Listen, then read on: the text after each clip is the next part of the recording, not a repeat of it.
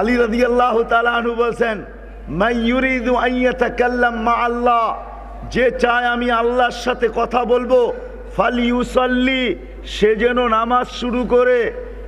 নামাজি আল্লাহর সাথে কথা বলে, মুসাল্লি ইউনাজি রব্বা, নামাজি আল্লাহর সাথে কথা বলে। আজ থেকে 3 বছর আগে যখন আমি তুর পাহাড় দেখতে যাই, তখন ওইখানে যে আমার হাদিস মনে উঠছিল যে মুসা আলাইহিস সালাম কোন পর্বে আল্লাহকে জিজ্ঞাসা করছিলেন, তুকাল্লিমু মাই হাল তুকাল্লিমু আহাদান গায়রি, আল্লাহ আপনি আমার সাথে কথা বলেন, কারোর সাথে কি কথা বলবেন? তো আল্লাহ বলে, মুসা তুমি কোথায়, আমি কোথায়? আমি তুর পাহাড়ের পদদেশে, আপনি চূড়ায় হবেন। তো আল্লাহ বলে, না, বাইনি ওয়া বাইনাকা ৭০ আলফা হিজাব, তোমার আমার মাঝে ৭০,০০০ পর্দা।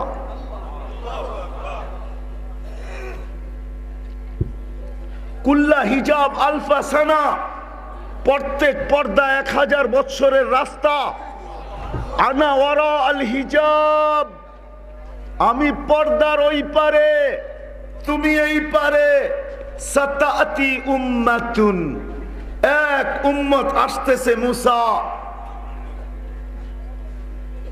ইজতাবাইনাহুম, আমি তাদেরকে বাইসা বাইসা বাইসা বাইসা আলাদা করে রেখা দিছি। এই জন্যই কোরআনে আরেক জায়গায় আমাদেরকে বুঝায়, হুয়াজতাবাকুম, আল্লাহ বলে আমি তোমাদেরকে নির্বাচিত করছি। বাইসা বাইসা, সোনাগাজীর বাজারে যায় যেরকম তুমি টিপা টিপা ফল কিনো, ভালোটা তোমার প্যাকেটে রাখো, তারপরে বলো ওজন করো।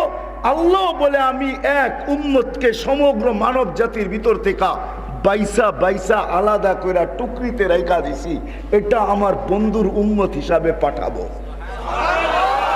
তো মুসা আমি বাইসা রেখা দিছি আলাইহিস সালাম, এদের সাথে আমি কথা বলবো। ফালা হিজাবা বাইনি ওয়া বাইনাহুম, এদের সাথে যখন আমি কথা বলবো, তো আমার মাঝে এদের মাঝে কোনো পর্দা থাকবে না, না, না, না, না। তো মুসা আলাইহিস সালাম জিজ্ঞাসা করছে, আল্লাহ কখন কথা বলবে এরা আপনার সাথে? তা আল্লাহ বলছেন, ঈদ হুম ইয়াসজুদুন, যখন তারা সেজদায় যাবে। এই জন্যই আমি বলি, ওর চেয়ে বড় হতভাগা নাই, ওর চেয়ে বড় কপাল পোড়া নাই, ওর চেয়ে বড় নিমক হারাম নাই, ওর চেয়ে বড় অকৃতজ্ঞ নাই, ওর চেয়ে বড় নিকৃষ্ট নাই। হায় হায়, শুধু আমি বলি না, শুকর পর্যন্ত বলে ঘুম থেকে চোখ খোলে। আব্দুল কাদের জিলানী রহমতুল্লাহ আলাইহি লেখছেন, শুকর বলে, কাইলা ইয়াকা ইলাহি কাইলা ইয়াকা আউয়ালা নাজরিন আলা মান লা ইউসাল্লি, ও মালিক আমার প্রথম দৃষ্টিটা যেন কোনো বেনামাজির উপরে না পড়ে।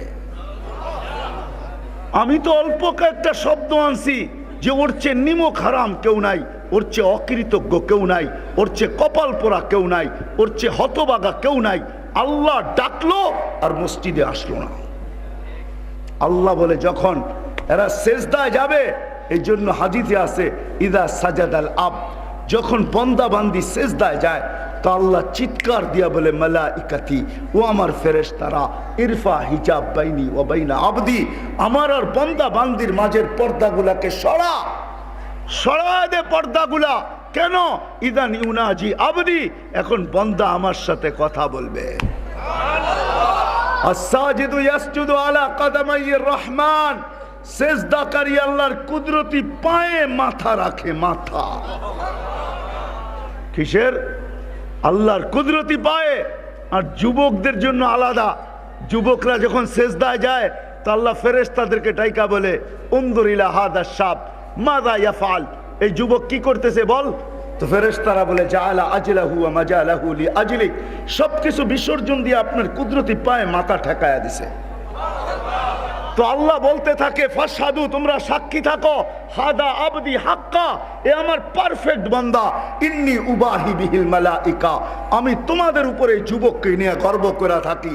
তৃতীয় নম্বর, যখন সে সুবহান বলে চিৎকার দেয়, তো আল্লাহ বলে, সাব্বাহতানি, যুবক তুই আমাকে পবিত্র বললি, সাব্বাহতুক, তোকে গুনার থেকে মাফ করে পবিত্র বানায় দিলাম।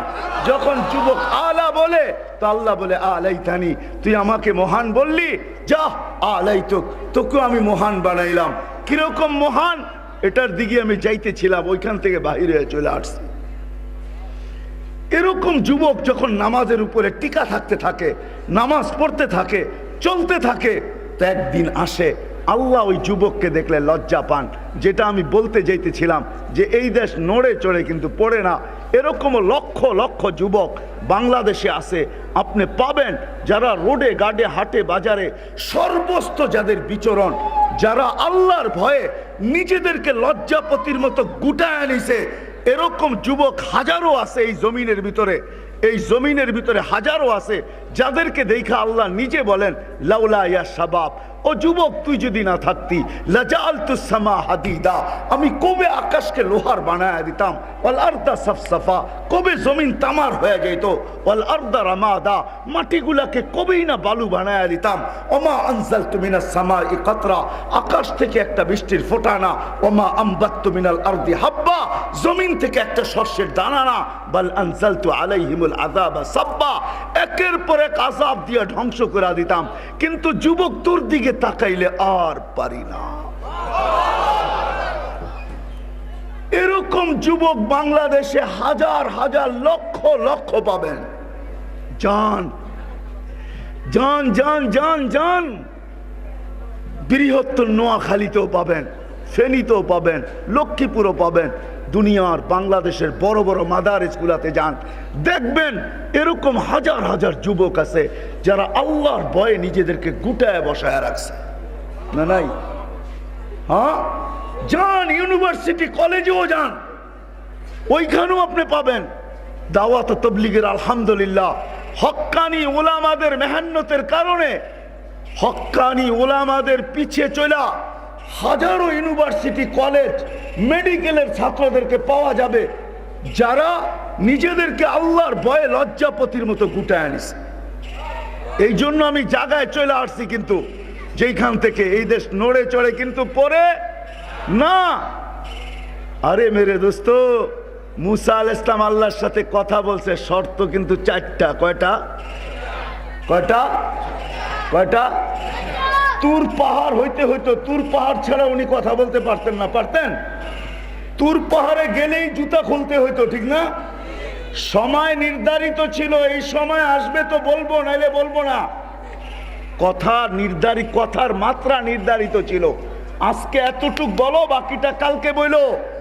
এই উম্মতকে তো আল্লাহ নিজের কালামই উঠে দিয়া দিছে। কোরআন কিতাব না, কোরআন তো কালাম। কালাম কার কালাম? কার কালাম? কালামের অর্থ কি? আল্লাহর। আলী রাদিয়াল্লাহু তাআলা বলছে মান ইউরিদুল্লাহু ইয়াতাকাল্লাম মাআহু ফালইয়াতলুল কুরআনাল কারীম, যে চায় আল্লাহ আমার সাথে কথা বলুক সে যেন কোরআনে কারীম পড়ে। কিন্তু আফসোস এই মজমার বেশিরভাগ মানুষ কোরআন পড়তে জানে না, ঠিক না? রাগ হয়ে গেলেন? হ্যাঁ, আপনি পড়তে জানেন না, এটা নিয়ে আমার কোনো আফসোস নাই। কিন্তু আমার এক জায়গায় আফসোস আছে, এইখানে বেশিরভাগ এরকম মানুষ পাওয়া যাবে যে সারা বৎসরে একবারও কোরআনটাকে উঠায়া মোহাব্বতের সাথে চুমা দিয়া, চোখে লাগায়া, মাথায় রেখা, বুকে ধরা, একটু চাইপা ধরা রাখে, এরকম লোকের সংখ্যা এখানে বহুত পাওয়া যাবে যে বৎসরে একবারও কোরআনটাকে চুয়া দেখে না। আমার আফসোস এইখানে। হায়, আপনি যদি পড়তে পারেন না, এটা নিয়ে আমার আফসোস না। আমার আফসোস হলো, হায় আপনি যদি সকাল বিকাল উঁচু করে কোরআনটাকে হাতে নিতেন, মহব্বত করে একটা চুমা দিতেন, একটু চোখে লাগাইতেন, একটু মাথায় রাখতেন, একটু বুকে ধরতেন, আর যদি বলতেন একটা চিৎকার দিয়া, হাদা কালাম রব্বি, এটা আমার রবের কালাম, আমি পড়তে পারি না, আমি মোহাব্বত তো করতে পারি, ও মালিক আমি পড়তে পারি না কিন্তু আমি মোহাব্বত করি, এতটুকুই যদি করতেন, এতটুকুই যদি করতাম, তাইলে আমাদেরকে আরো আল্লাহ উপরে উঠে নিয়ে যেত। কোরআন হাবলুল্লাহিল মাতিন, আল্লাহর ওই রশি, যেটাকে মোহাব্বতের সাথেও ধরবে তাকেও আল্লাহ টাইনা নিজের কাছে নিয়ে যাবে। কার কাছে? কার কাছে? নিজের কাছে নিয়ে যাবে।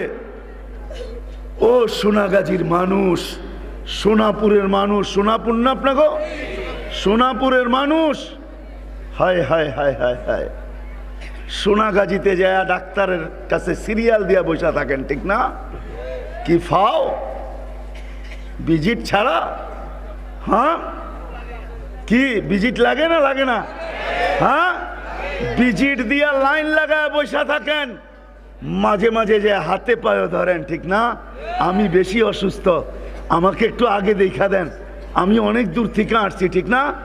আফসোস আফসোস আফসোস আফসোস।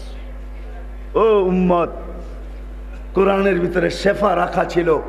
ওয়ানুনাজ্জিলু মিনাল কুরআনি মা হুয়া শিফা। আপনি যদি মোহাব্বত করতেন আর বুকে চাইপা ধরা যদি চোখগুলাকে একটু পানি দিয়া ভরা বলতেন, মালিক শুনছি এটার ভিতরে নাকি শেফা রাখা আছে, এটার ভিতরে যদি শেফা থাইকা যায় তোর কি লাভ হবে? আর আমি তোর বন্দা, তুই আমাকে কুদরতি হাত দিয়ে তৈরি করছিস, ব্যাগ বিদগুটে পানির থেকে শ্রেষ্ঠত্বের মুটকুট মাথায় পড়ায়া দিছিস, তুই আমাকে সৃষ্টির ভিতরে সৌন্দর্য দিছিস, সর্বশ্রেষ্ঠ নবীর উম্মত বানাইছস। ও মালিক, কোরআনের শেফাটা আমার ভিতরে ঢুকায় দে, আমি শেফার জন্য আগ্রহী, আমি শেফা পাইতে চাই, আমি এই রোগে আক্রান্ত, তুই আমাকে শেফা দিয়া দে, তোর কোরআনের শেফা আমার ভিতরে ঢুকায় দে। যদি একবারও বলতাম, একদিন, 2 দিন, 3 দিন, 4 দিন, 5 দিন, 6 দিন যদি ধৈরা মোহাব্বতের সাথে বলতাম, আল্লাহ তো নিজেই বলতেছে, ও মানুষ, ও মানুষ, ও মানুষ, কোরআন আমি তোমাদেরকে শুধু আখিরাতের জন্য পাঠাই নাই, তোমাদের দুনিয়ার গাইডলাইন আবার দুনিয়ার সুস্থতার জন্য শেফার বস্তু হিসাবে পাঠাইছি। কসম খোদার, তাইলে মনে হয় ডাক্তারের কাছে বসে থাকতে হতো না।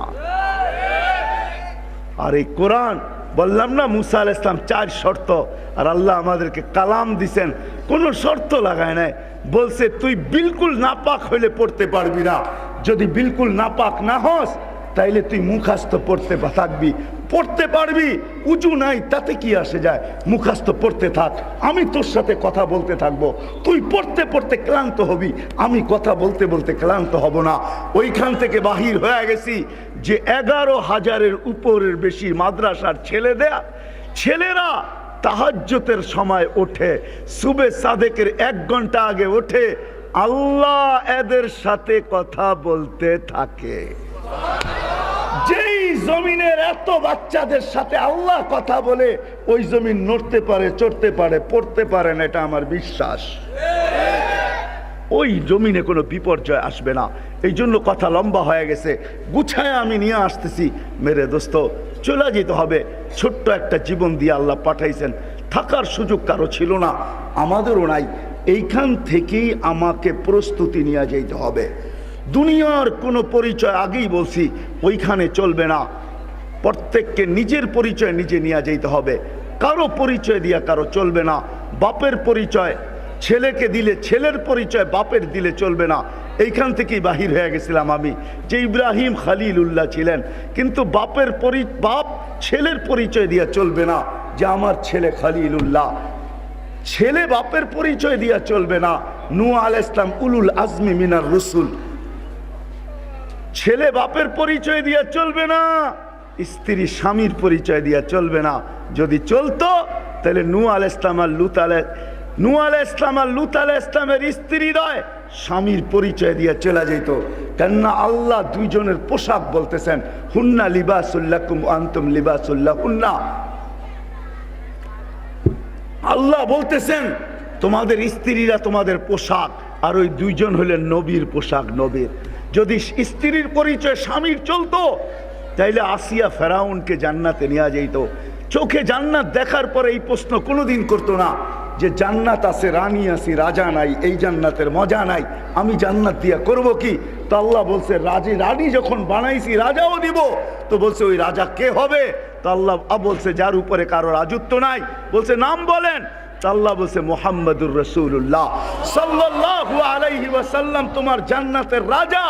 আসিয়া জান্নাত পায়া যতটুকু খুশি না হয়েছে, আমাদের নবীজির নাম শুনে এর চেয়ে বেশি খুশি হয়েছে। পরিচয় যদি চলতো তাইলে আবু তালেবের চলতো, সোনাপুরের মানুষ পরিচয় যদি চলতো, সোনাগাজীর মানুষ পরিচয় যদি চলতো, তাহলে আবু তালেবের কারোটা না চললেও আমার বিবেক বলে আবু তালেবটা চলা উচিত ছিল।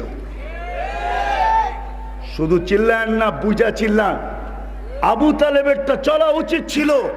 আমি আম্মাজানের কবর 2 বার দেখছি, আম্মাজান আমেনার, বিদায় আমি ওটা বর্ণনা শুধু ইঙ্গিত দিব, বর্ণনা করতে আমি পারি না।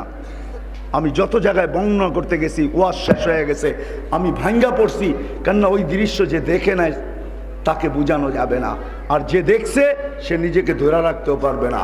ওই 6 বৎসরের বাচ্চা পাহাড়ের উপরে যখন মা তার কাছ থেকে বিদায় নিয়ে যাইতেছে, আর কেউ নাই আরেকটা মহিলা ছাড়া, এই 3 জন পাহাড়ের চূড়ায়, আর 6 বৎসরের বাচ্চার সামনে তার মার মৃত্যু, যে মৃত্যু সম্বন্ধে কিছুই জানে না। ওই দিন কি ঘটছে আল্লাহ জানে, এছাড়া কেউ জানে না। 6 মাস পরে দাদা মারা যায়। 6 বৎসর 6 মাস বয়স থেকে নিয়ে আবু তালেব বাতিজাকে সিনায় পালছে, সিনায় বুকের উপরে পালছে 50 বৎসর 6 মাস 10 দিন পর্যন্ত। যেই দিন আল্লাহ রসুলের বয়স 50 বৎসর 6 মাস 10 দিন, ওদিন আবু তালেব দুনিয়ার থেকে বিদায় নেয়। বোঝা গেল 44 বৎসর 10 দিন বাতিজাকে পালছে। আর ইতিহাস বলে আবু তালেব যতদিন মক্কায় ছিল কোনো মা লাল জন্ম হয় নাই, যা আবু তালেবের উপরে আঙ্গুল উঠাবে আর আঙ্গুল সাথে সাথে পাঞ্জার থেকে পৃথক হবে না, এরকম কোনো লাল লাল জন্ম নেয় নাই, যার বাহাদুরি এতটুকু ছিল। হ্যাঁ, আবার অবরোধ করবে আবু তালেবকে, এরকম মাল লাল জন্ম নিছে মক্কায়। এই জন্যই তো কিতাবে লেখা আছে, যতক্ষণ পর্যন্ত তার রূহ বাহির হয় নাই, আল্লাহর রসুলকে শারীরিক কষ্ট দেওয়ার কোনো মক্কার কাফের সাহস হয় নাই।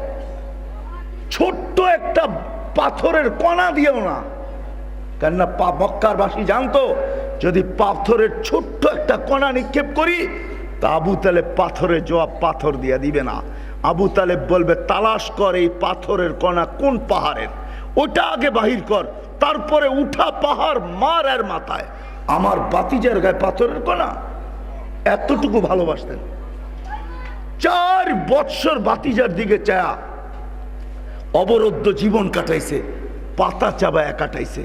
ওই আবু তালেবকে আল্লাহ রসুল বলছিলেন কোনো এক পর্বে, একটা শুধু বলি আপনাদেরকে, যখন আবু তালেব বলছিল বাতিজা তোমার বড় মর্যাদা, বলছে কিভাবে জানছেন?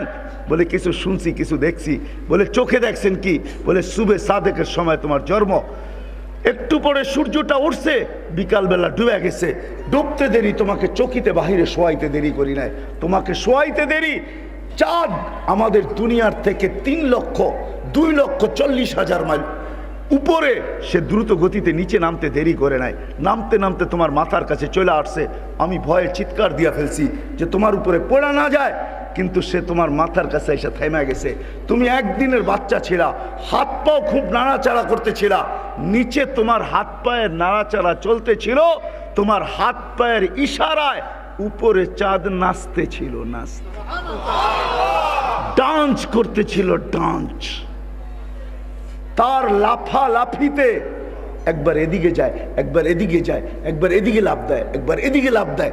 তার লাফের চোটে একটা নৃত্যের পরিবেশ তৈরি হয়ে গেছে, সে যেন নাচতেছে। বলছে চাচা চাঁদ কি বলতেছিল জানেন? বলে তা তো জানি না। বলে আন্নাল কামারা ইউগান্নিনি ওয়া ইউহাকিনি ওয়া ইয়ামনাউনি মিনাল বুকা। চাঁদ আমাকে ছন্দ শুনাইতেছিল, কান্না থেকে বিরত রাখতেছিল, আমি যেন না কাঁদি, কাঁদলে আমার আম্মার কষ্ট হবে, আর আমার খেলার কোনো সাথী ছিল না। চাচা চাঁদকে আল্লাহ আমার সাথে খেলতে পাঠায় দিছে। পাঠাবে না কেন? দুজাহানের বাদশা তো, পাঠাবে না কেন?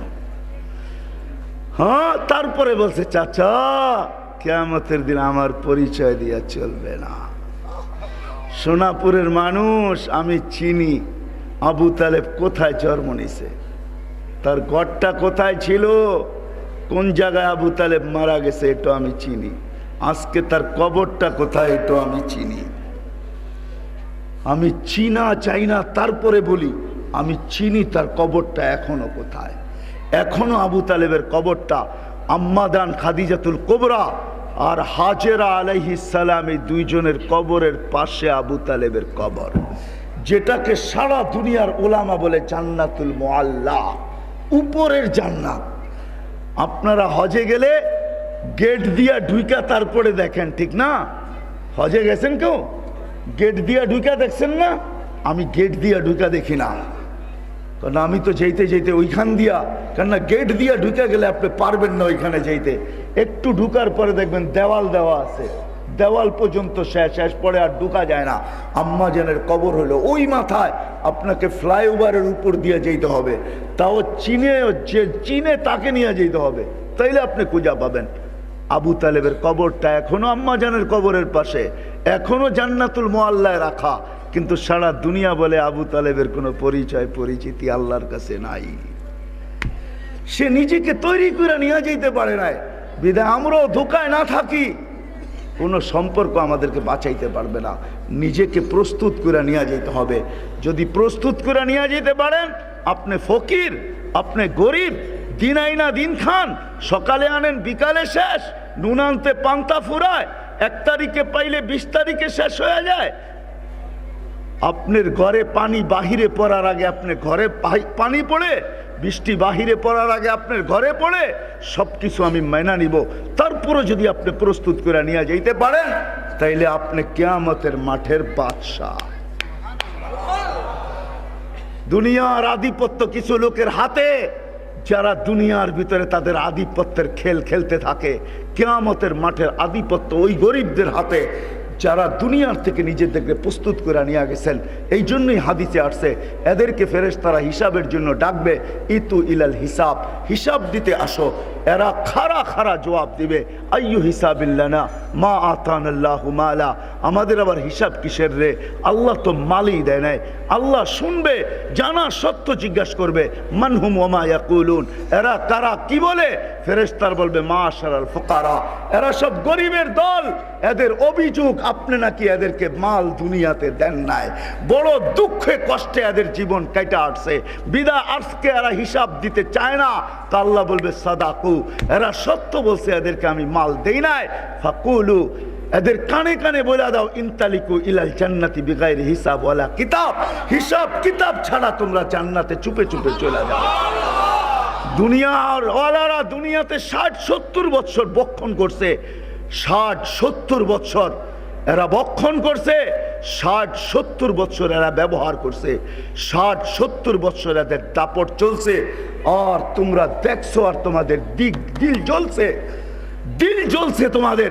এমনও গরিব হয়, এমনও গরিব আছে বাংলাদেশে, ঈদের দিন সন্তানকে কাপড় দিতে পারে নাই, কোথাও থেকেও জোটে নাই, দিতেও পারে নাই, কিন্তু সন্তানের সামনে কাঁদতেও পারে নাই, তো অন্তরালে যে চোখের পানি ঝরাইছে। আর মালিককে বলছে, মালিক কোন দিন নিয়ে আসলি, আজকে সন্তানদেরকে একটা ঈদের কাপড়ও দিতে পারলাম না। ওই ঘরের মাও দেখা গেছে সন্তানের সামনে কাঁদে নাই, যদিও সান্ত্বনা দিছে, তোর বাবা চেষ্টা করছে, পারে নাই, দুঃখ করিস না, বাস ভালো মতো একটু ধুয়া দিব, পরিষ্কার করে দিব, একটু ইস্তারি করে দিব, এটাই গায়ে দিস, এটাই নতুনের মতো দেখা যাবে। কিন্তু দেখা যাবে মাও যে অন্তরালে চোখের পানি ঝরাইছে। ও আল্লাহ বলে, শোনো, দুনিয়াওয়ালারা খাইলে তো 60-70 বছর বক্ষণ করছে, ব্যবহার করছে, দাপট চালাইছে। ও গরিবরা, জান্নাতে তোমাদেরকে আমি তার প্রতিদানে 500 বছর বেশি খাওয়াবো। তোমরা খাবে, ওরা লুকিং গ্লাস দিয়ে দেখবে, 500 বছর পরে তোমাদেরকে চাইতে দিব।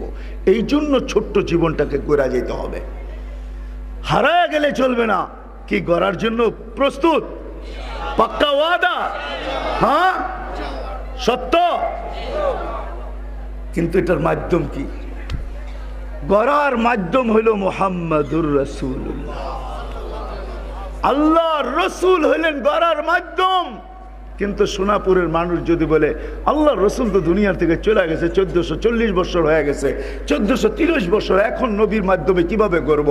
তো আল্লাহ কিছু লোককে, কেননা জীবন গড়া হলো উদ্দেশ্য, এটাই মুখ্য উদ্দেশ্য। একটু আগে আপনারা স্লোগান দিতেছিলেন না, নবীর পরে নবী নাই, এটাই তো সত্য, কোনো নবী নাই। আমাদের নবী হলেন জীবন গড়ার মাধ্যম। কিন্তু নবী দুনিয়ার থেকে চলে গেছে, নবীর জীবন ছাড়া ওই জীবন গড়া যাবে না যেই জীবনে আল্লাহ আমাদের কাছ থেকে চান, যেই জীবনে নিজে পরিচয় লাভ করতে পারবো, পরিচিতি লাভ করতে পারবো। এটা প্রত্যেকের জন্য জরুরি। এই জন্য আল্লাহ কিছু লোককে কিয়ামতের সকাল পর্যন্ত নির্বাচিত করছেন এবং করবেন। তারা হলো হক্কানি উলামা, তারা হলো হক্কানি। ওয়া আওরাসনাল কিতাব আল্লাযী নাসতাফাইনা মিন ইবাদিনা, কোরআন আমাদেরকে বলতেছে ওয়া আওরাসনাল কিতাবাল্লাযীনা ইসতাফাইনা, আল্লাহ বলছে নবীজি আপনার পরে কোনো নবী নাই, বন্ধু আপনার পরে কোনো নবী নাই, আপনি খাতামুন নবিয়্যিন। এটা স্বীকৃতি শুধু আল্লাহ দেন নাই, দুনিয়ার প্রত্যেকটা বালুর কণা পর্যন্ত এই কথা স্বীকৃতি দিছে যে আল্লাহর রসুল খাতামুন নবিয়্যিন। কারণ আমি আসছি অনেক দেরি করে মঞ্চে, আর যদি সময় থাকতো তাহলে আপনাদেরকে একটা একটা করে দেখাইতাম যে আমাদের নবীর শান কত বড়। আজকে সব এলাকায়, গ্রামে গঞ্জে, হাটে বাজারে সর্বস্ব নবীর শানের চর্চা হওয়া উচিত, সর্বস্ব নবীর সিরতের চর্চা হওয়া উচিত, নবীর কেরিয়ার। আজকে এই সোনাপুরের ঘরের গরিবের ঘরও পাওয়া যাবে 2-4-20 টাকার মাল আছে, ঠিক না? ভিক্ষুকের ঘরেও পাওয়া যাবে 2-4-20 টাকার মালপত্র আছে। কিন্তু সাহাবাদের ঘরে এক কাপড় ছিল, এক কাপড়।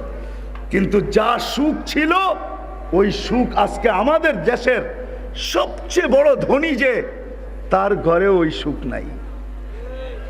বস্তু মানুষের জীবনে সুখ দেয় না, নবীর কেরিয়ার মানুষের জীবনে সুখ দেয়, নবীর আদর্শ মানুষের জীবনে সুখ দেয়। বস্তু মানুষের জীবনে সুখ দেয় না, বস্তু মানুষের জীবনে অশান্তি বাড়ায়, অশান্তি, অশান্তি বাড়ায়, বিচ্ছেদ বাড়ায়, ঝগড়া বাড়ায়, ফাসাদ বাড়ায়, সুখ দিতে পারে না। সুখ তো দেয় নবীর জিন্দেগি, জীবন। আজকে আমাদের কাছে কোয়ান্টিটি আছে, কোয়ালিটি নাই। আমি আপনাকে দেখাই একটা, এরকম কোন সন্তান এই সমাজে আছে যে সারা দিন পরিশ্রম করবে, এক মাসে 61 বার কোরআনও খতম করবে? কতবার? 61 বার, 61, 61 বার কোরআন খতম করবে। রাত্রে এক খতম, দিনে এক খতম, তারাবিতে এক খতম। সারাদিন হাদিস কোরআনের চর্চা, সারাদিন শত শত না লক্ষ লক্ষ ছাত্রকে পড়াবে। রাত্রে আইসা মার পায়ে তেল মালিশ করতেছে আর পাও টিপা মাকে ঘুম পড়াইতেছে। আর একটু পর মার পায়ের তালুতে চুমা দিতেছে, মা কাইপা উঠতেছে, মা বলতেছে আমার পায়ের তালুতে চুমা। তো শাফি রহমতুল্লাহ বলতেছে না তো মা, তোর পায়ের তালুতে চুমা তো দেই না। বলতেছে বেটা আমি দেখতেছি আমার পায়ের তালুতে চুমা দিতেছস। তো বলছে না না মা, তোর পায়ের তালু না, আমি তো আমার জান্নাতে চুমা দিয়া জান্নাতের স্বাদ নিতেছি। ওই সন্তান মুহাম্মদুর রাসূলুল্লাহর কেরিয়ার দিতে পারে। ও সোনাপুরের মানুষ, আমাকে আপনারা কাহিনী শোনায়েন না, আমার এইখানে হাজারো না লক্ষ কান্না সেভ করা আছে, লক্ষ কান্না। আপনাদের উন্নত বিশ্ব, আমি চষতে চষতে আমার জুতা শেষ। আমি 16, 17, 18, 19 টানা 4 বছর আমেরিকা যেতেছি। প্রতিবার আমার 25 থেকে 30টা প্রোগ্রাম হয়, এই মাথা থেকে ওই মাথা আমি চৈষা বেড়াইতেছি। আপনি আমাকে উন্নত বিশ্ব দেখাইতে চান না। আপনি ভাববেন আপনি বাংলাদেশের হুজুর, আপনি কি জানেন উন্নত বিশ্ব? আপনাদের অস্ট্রেলিয়া, আপনাদের কানাডা, আপনাদের জাপান, আপনাদের ইউরোপ, এগুলা চষতে চষতে আমার জুতা ক্ষয় হয়ে গেছে। তাহাদিসে নেয়ামত বলতেছি, আমার এখানে হাজারো কান্না না লক্ষ কান্না সেভ করা আছে, লক্ষ কান্না। আমার এই মেমোরি বাহির করে শো করেন, তারপরে দেখবেন এটার ভিতরে আছে কি রাখা। আপনি আমাকে মিডিয়া দিয়ে বুঝাবেন, ঠিক না? ইসলাম ছাড়া, নবীর আদর্শ ছাড়া ওই স্ত্রী আপনি আনতে পারবেন না। নবীর আদর্শ ছাড়া 4 দিন পর্যন্ত কিচ্ছু নাই ঘরে। সন্তানদেরকে নবীজির জিহ্বা চোষায়া খিদা নিবারণ করা ফিরায় নিয়ে আসছে। ফাতেমা রাদিয়াল্লাহু তাআলা আনহা ঘরে অপেক্ষা আছে, আলী বিকাল কিছু নিয়ে ফিরবে। বিকালে যখন ফিরতেছেন তো চেহারা মলিন, কাছে চলে আসছে, মাত্র আওয়াজ দিছে আলী, চোখে চোখ পড়ছে। বলছে চেহারা মলিন কেন? বলছে আজকেও কিছু জোটে নাই। তো সান্ত্বনা দিতেছে আলী, ওয়াজাদনা শাকারনা লাম নাজি সাবারনা, পাবো তো শুকরিয়া আদায় করব, না পাবো তো সবর করব। শুকুরকারীর সাথেও আল্লাহ, সবরকারীর সাথেও আল্লাহ। আলী যাদের সাথে আল্লাহ থাকে, ফালা ইউনাসিবু লানা আন নাকুনা মাহজুন, আলী যাদের সাথে আল্লাহ থাকে তাদের চেহারা মলিন হওয়ার শোভা পায় না। তোমার চেহারা মলিন কেন? হাসো তো, দরজা খুলবো নাইলে খুলবো না। কে বলতেছে? ফাতেমা কি স্ত্রী, স্ত্রী, ওয়াইফ। ফাতেমা স্ত্রী বলতেছে হাসবা তো, দরজা খুলবো নাইলে খুলবো না। দাখালা যাওজুহা বাইতাহা, কিতাবওয়ালা লেখে দাখালা যাওজুহা বাইতাহা, স্বামী যখন ঘরে ঢুকলো দেখে কি অবস্থায়, সাররাত ওয়া তাবাসসামাত, ফাতেমা খুশিতে নাচতেছে আর মুস্কি মুস্কি হাসতেছে।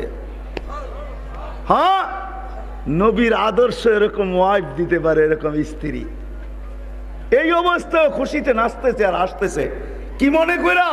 যারে কিছু আসে নাই, আসে নাই, তাতে কি আসে যায়? আমার রাজা তো চলে আসছে, আমার পোশাক তো চলে আসছে, আমার মাথার মুকুট তো চলে আসছে, আমার স্বামী তো চলে আসছে।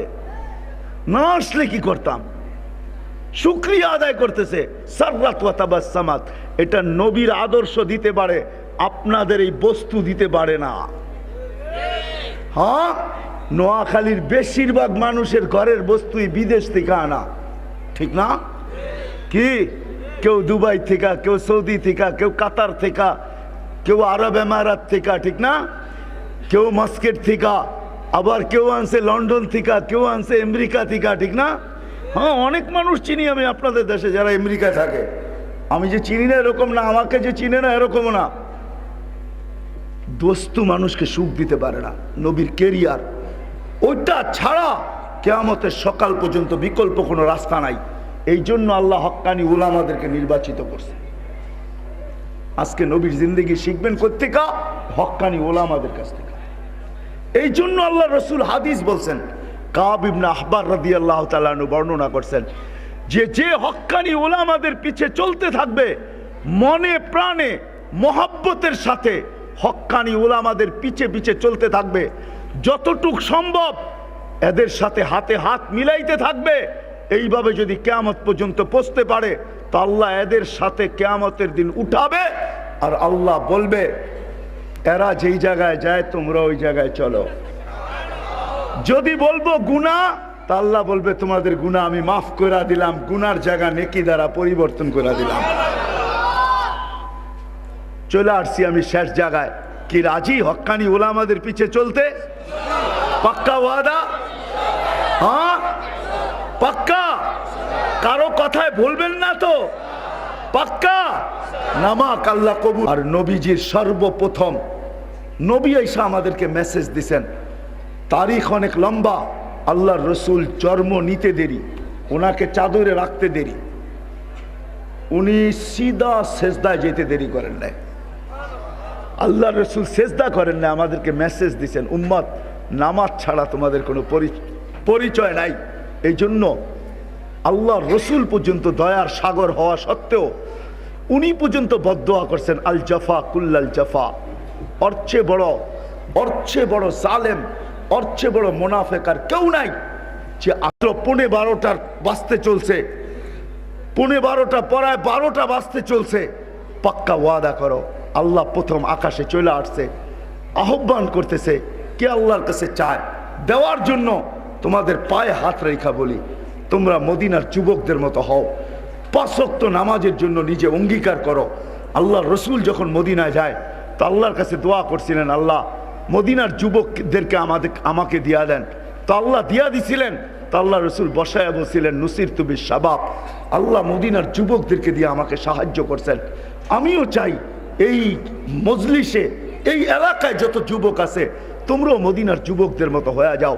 আজকের থেকে পাক্কা 5 ওয়াক্ত নামাজি হইয়া আমি চাই তোমরা কিয়ামতের দিন হাসান হোসাইনের হাতে হাত দিয়া, যেন তোমাদের সর্দার হবে হাসান হুসাইন, দুইজনের হাতে হাত দিয়া তোমরা জান্নাতে যাইতে পারো। এই জন্য তোমাদের কাছে দরখাস্ত, সকলের কাছে দরখাস্ত, কি 5 ওয়াক্ত নামাজ পড়বো তো? পাক্কা ওয়াদা? আর ছাড়বো না তো? বিলকুল। কালকের থেকে যদি ফোন করে জানি যে মুসল্লি বাড়ছে কিনা, সঠিক পাওয়া যাবে। আল্লাহ আমাকেও আমল করার তৌফিক দান করো, আপনাদেরকেও আমল করার তৌফিক দান করো। চান্দা তো হয়েই গেছে, যদিও চান্দা আমার দায়িত্ব ছিল না, কিন্তু আমি যেখানেই চান্দা হয় আমার সামনে আমার বড় দুঃখ লাগে। আমার বড় দুঃখ লাগে এটাই যে আপনি নিজের ফ্যামিলি